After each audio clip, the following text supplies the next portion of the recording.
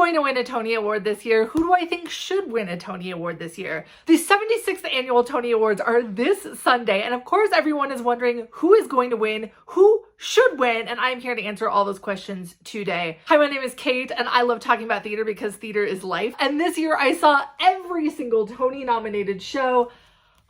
It was a lot of theater. It was a fantastic year of theater, and I cannot wait to see who comes away with the Tonys after Sunday. Here are some of my predictions for who I think is going to win and who I think should win, because sometimes they are not the same. Last year I got quite a good chunk of these correct, including some of the wild cards like 6 getting score and both of Dana H's wins, but there was room for improvement. So here are this year's predictions. First, we have Best Book of a Musical and Best Score of a Musical. Now, for Best Book of a Musical, the nominees are & Juliet, Kimberly Akimbo, Shucked, New York, New York, and Some Like It Hot. For Score of a Musical, this is where you get some wild cards in there, like Almost Famous with its only nomination, and K-pop with one of its 3 surprise nominations. We also have Kimberly Akimbo, Shucked, and Some Like It Hot. For me, the strongest books and the strongest scores this year are both Shucked and Kimberly Akimbo. But ultimately, I think it's going to go Shucked gets book and Kimberly Akimbo gets score. However, if I was voting, I would be voting Kimberly Akimbo for Best Book and Shucked for Best Score. I hope that's how it turns out. Both of these are the strongest written shows in my opinion. However, I think that where Shucked really comes together is the score. The book is hilarious. It has tons of jokes and I think it wraps up its story beautifully. However, I feel like where it becomes such a genuinely good musical and more than just the jokes is in the score and how brilliantly they're written, and also how funny the score is. Kimberly Akimbo, on the other hand, has a beautiful score. I adore Janine Tesori, but I think where the strength in Kimberly Akimbo lies is in the book. This is a show that started off as a play, and ultimately I think the book is really what makes this show as special as it is, especially with the way that Kimberly Akimbo wraps up its entire story. Ultimately, I think they're both going to split the votes, and I do see voters ending up giving Shucked book and Kimberly Akimbo score, but if I were voting, I'd reverse it. Next up, we have all of the performance categories. Now, this is where I did the worst last year, and I think this is going to be where I do the worst this year. There is so many opportunities for split votes this year. I think all of the performances all the way across the board were outstanding. I do not know how voters are going to pick. There are some of these categories where literally anybody could win. Now, for Best Leading Performance in a Play of an Actor, we have Yahya Abdul-Mateen II and Corey Hawkins, both for Topdog, Underdog. We have Sean Hayes for Goodnight Oscar, Stephen McKinley Henderson for Between Riverside and Crazy, and Wendell Pierce for Death of a Salesman. This is one of those categories where literally any one of these men could win and I would be happy. And this category is so stacked that in my opinion, there easily could have been 9 nominees, and even then I think they all could have split the vote. For me, however, I think this is going to Sean Hayes. At this point, it just comes down to a talent show, and what Sean Hayes has to do on that stage is more than anybody else had to do, and I think that's why he's going to take it. However, if I was voting, I'd be voting for Corey Hawkins. I just thought he did such a tremendous job in that role. For Best Performance by a Leading Actress in a Play, we have Jodie Comer for Prima Facie, Jessica Chastain for A Doll's House, Jessica Hecht for Summer 1976, and Audra McDonald for Ohio State Murders. Jessica Hecht and Audra McDonald were also the only nominations that both of their shows received. I think hands down, Jodie Comer is not only my personal pick for this award, but she is going to win it. Her performance is just so tremendous and a true standout in the entire season. I do still think that Jessica Chastain has a tiny little bit of a chance of winning, but in my opinion, there's nobody else to vote for except for Jodie Comer. And if you've seen her on stage, you understand why. This woman is literally doing an Olympic event on that stage every night for 2 hours by herself. For Best Performance of an Actor in a Featured Role in a Play, we have Jordan E. Cooper for Ain't No Mo, Samuel L. Jackson for The Piano Lesson, Ariane Moayed for A Doll's House, Brandon Uranowitz for Leopoldstadt, and David Zayas for Cost of Living. This is also a fantastic category that truly could go to anybody, but I think it's going to Brandon Uranowitz, and Brandon would also be my pick as well. He stands out in the entire ensemble cast of Leopoldstadt. I think Leopoldstadt is great because of what he brings to that role, and this would be a well-deserved Tony for a 4-time nominee who has yet to win, despite Brandon Uranowitz being a fantastic actor in literally everything that he does. For Best Performance by a Featured Actress in a Play, we have Nikki Crawford for Fat Ham, Crystal Lucas Perry, Ain't No Mo, Miriam Silverman for The Sign and Sydney Brewstein's Window, Katie Sullivan and Kara Young, both for Cost of Living. This is another category that literally could go to anyone. All 5 of these actresses are amazing in their shows. This is one of the categories that I just don't even think there's a front runner. Truly an amazing category, and I want all of them to win. I think ultimately this one is going to Kara Young. However, if I was voting, it'd be a tough choice for me between Crystal Lucas Perry and Nikki Crawford, and ultimately I'd give it to Nikki Crawford. But I had such a hard time deciding between these 5 women, and I think everyone voting is going to have a hard time as well. I think what is actually working in Kara Young's favor is that last year she was snubbed and probably should have won this category. So I think they're going to end up giving it to her this year. But Nikki Crawford, you'd have my vote. I absolutely loved her in Fat Ham. I think all the performances in Fat Ham are astounding, but she really sells it. Now for the musical acting categories, in Best Leading Actor in a Musical, this was our only 6 nominee category for all of the performance categories. We have Christian Borle and Jay Harrison G, both for Some Like It Hot, Josh Groban for Sweeney Todd, Brian Darcy James for Into the Woods, Ben Platt for Parade, and Colton Ryan for New York, New York. In my opinion, this is a 2-person race between Jay Harrison G and Ben Platt. However, I think Jay Harrison G gets this, and if I were voting, Jay would also be my pick as well. What they do in Some Like It Hot is both moving and hilarious. Hi, this is Kate, editing from the future, and I just want to add that as a non-binary person, the nuance that Jay brings to this role and the evolution of their character from the moment that they step on stage through this entire arc that their character goes on is just done so incredibly well. You can really see when their character starts to open up and the joy that their character brings. I have never seen gender euphoria portrayed on stage in the way that Jay does in Some Like It Hot. And so that I just wanted to add that, but I think there's something really beautiful about what they bring to this role. I've seen Jay in a couple shows now, and this by and far is a show that you can tell is close to their own experience, and truly this is going to be a well-deserved Tony. I cannot wait to see them win this award on Sunday. For Best Leading Actress in a Musical, we have Annalee Ashford for Sweeney Todd, Sarah Bareilles for Into the Woods, Victoria Clark for Kimberly Akimbo, Lorna Courtney for Anne Juliet, and Michaela Diamond for Parade. This, in my opinion, is a 2-person race between Annalee Ashford and Victoria Clark. I think it's going to Victoria Clark, and personally, if I were voting, I would be voting for Victoria Clark, but if Annalee Ashford ends up taking it, I will not be disappointed. What they both do is so vastly different, and in my opinion, this award alone is reason enough that if they end up doing genderless categories, there is a case for doing Best Originator of a Role versus Best Leading Role in a Revival, because in my opinion, Annalee Ashford and Victoria Clark could easily beat any of the men nominated in Leading Actor in a Musical. It is so hard to compare a performance that Victoria Clark is getting in originating a role that is so unique versus Annalee Ashford, whose role is only elevated by the fact that we know Mrs. Lovett so well, and yet Annalee Ashford is still able to bring something new to that role. But this Tony is Victoria Clark's to lose. I think she's getting it. For Best Featured Actor in a Musical, we have Kevin Cahoon and Alex Newell, both for Shuck, Justin Cooley for Kimberly Akimbo, Jordan Donica for Camelot, and Kevin DelAguila for Some Like It Hot. In my opinion, this is going to Alex Newell. However, I personally would be voting for Justin Cooley. It'd be a tough choice for me between Alex Newell and Justin Cooley, but I think what Justin does is just so poignant, and he does such a great job in that role. But I think this is going to be a well-deserved win by Alex, and there is such a strong chance that if both Alex and Jay win their respective awards, we will have no cis men winning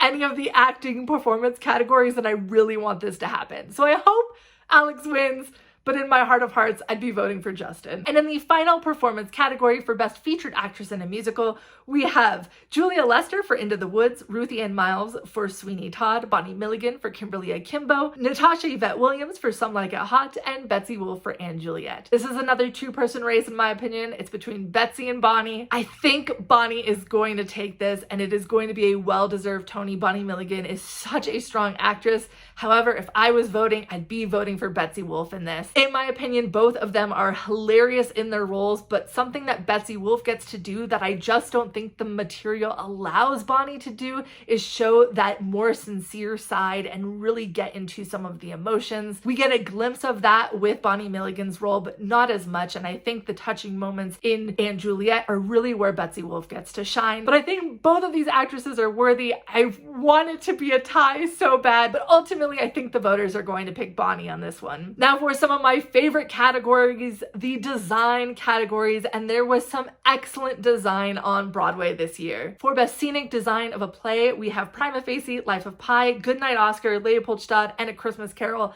There were so many good designs this year. Ultimately, I think this one's going to Life of Pi. I think everyone knows this one's going to Life of Pi, but boy, were there some good, strong alternate contenders this year. I could easily see a world where this could have gone to A Christmas Carol. I even think the set design in Prima Facie and Goodnight Oscar are brilliant. But ultimately, it's going to Life of Pi, and if I were voting, I'd have to vote for Life of Pi here. For Best Scenic Design of a Musical, we have New York, New York, Sweeney Todd, Camelot, Shucked, and Some Like It Hot. In my opinion, this is another no-brainer. It's going to New York, New York. The scenic design for New York, New York is beautiful, and in a world where projections are really becoming the norm, New York, New York has painted backdrops that are stunning. What they do with the design in that show really elevates that show and makes it what it is. And I think Beowulf Ford is getting that award for design. And if I were voting, I would also be voting for New York, New York. Best Costume Design of a Play, we have Life of Pi, Fat Ham, Leopoldstadt, Ain't No Mo, and Goodnight Oscar. A lot of really good costume design contenders this year. But one thing that makes this year different from all the other years is that this is the first year that the costume design category also includes the puppet designers for Life of Pi. And because of that, I think Life of Pi takes this one as well. It is going to be an historic win and well-deserved. The puppet design in Life of Pi truly is astounding. And because they included the puppetry design, I also would be voting for Life of Pi. But Ain't No Mo easily could have gotten my vote, especially with how many costumes and how fantastic they were in that show. They truly transformed each actor into an entirely different character for every single vignette in that show. And I really wish it would win, but this is Life of Pi's award to lose. For Best Costume Design of a Musical, we have Some Like It Hot, Parade, Camelot, K-Pop, and Juliet, and New York, New York. This is another tough one. And for me, there are three frontrunners in this category: Camelot, K-pop, and Anne Juliet. This could end up being K-pop's only win, but what I think hurts its chances here are that you don't have to have seen all of the shows this year in order to vote on a category. So there's going to be quite a few people voting on this category that did not see K-pop at all. There are production photos, however, that could help it. This is a very visual category, so they could end up deciding that it still deserves their award, but I just think there's something about seeing a costume live that really cannot be beat. I think we're gonna see Anne Juliet end up taking this one. However, if I were voting, I'd be voting for Camelot. The costume design in Camelot is absolutely stunning. The dresses that Philippa Sue wears from top to bottom of the show are gorgeous, but I also think even just the knight armor that everybody gets to wear is so well done. This is a show that easily could have had one costume for every character for the entire show, and they did not do that. And you have some of the most glorious period piece costumes as a result. Truly, I hope they get recognized, and they would be my vote if I was voting. For Best Sound Design of a Play, we have Ain't No Mo, Life of Pi, A Christmas Carol, A Doll's House, and Prima Facie. In my opinion, this is going to Prima Facie. One of the things that I think is to the advantage of the one-person shows in terms of sound design is the sound design really helps to fill out those scenes, and that is truly what happens with Prima Facie. Not just Jodie Comer's performance, but the sound design really helped to tell that story. I think the same can be said about A Christmas Carol, but A Christmas Carol was such such a long time ago. I just don't think it's going to be remembered. And truly, I think Prima Facie's sound design is just a little bit above. So in my opinion, Prima Facie is the winner and they would have my vote. I really think that Prima Facie is going to do what Dana H did last year and get leading actress in sound design, because that really is what carries that show forward. For best sound design of a musical, we have New York, New York, Shucked, Into the Woods, and Juliet, and Sweeney Todd. This to me is a tough one. I think ultimately this ends up going to Into the Woods. Into the Woods has a slight edge because they're one of the few shows that has an orchestra on stage. The sound design for that show is also just incredibly well done. But for me, my vote would be going to & Juliet. I think & Juliet is such a strong contender here. There's also been a lot of talk about what sound design can do in terms of the genre of music, especially in some of the discourse that is currently happening in regards to Here Lies Love and them not wanting to use live musicians because they want it to sound artificial and like it's karaoke. I think that's something that & Juliet does incredibly well, where you do get those moments where it does sound like it's a little artificial, like you're in a club, and that is designed to do that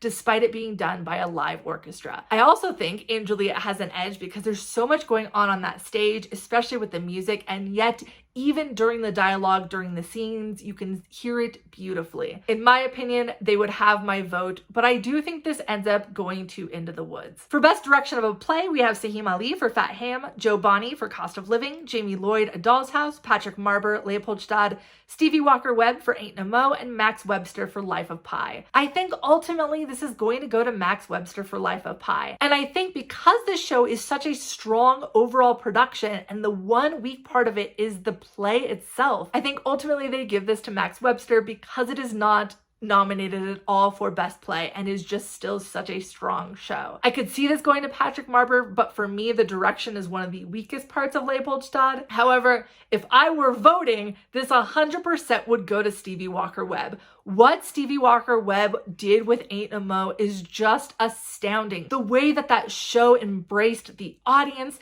the way that show felt cohesive despite it being a bunch of vignettes that are very, very, very different tonally. The work that he did on this show is amazing, and I think was really driven home by the fact that I saw a regional production of it directed by somebody completely different literally the month before I saw Ain't No Mo on Broadway, and the difference between those productions was night and day because of what Stevie Walker-Webb did with this show. He would have my vote if I were voting, but ultimately I think not enough people saw Ain't No Mo, and this ends up going to Max Webster. For best direction of a musical, we have Michael Arden for Parade, Lear de Bessonet for Into the Woods, Casey Nicola for Some Like It Hot, Jack O'Brien for Shucked, and Jessica Stone for Kimberly Akimbo. This is a tough category in my opinion. There are a couple ways that this could go. For me, I think this ends up going somewhere between Michael Arden and Casey Nicola, though the strengths in Some Like It Hot are really from the choreography, and so Casey Nicola most likely won't get direction. And I think this may end up going to Michael Arden, especially depending on how Revival goes. But in my opinion, this should go to Jessica Stone for Kimberly Akimbo. Kimberly Akimbo is such a simple show, and the way that it is directed so realistically when you have some of the most wild things happening on that stage, both in terms of how outrageous some of those characters are,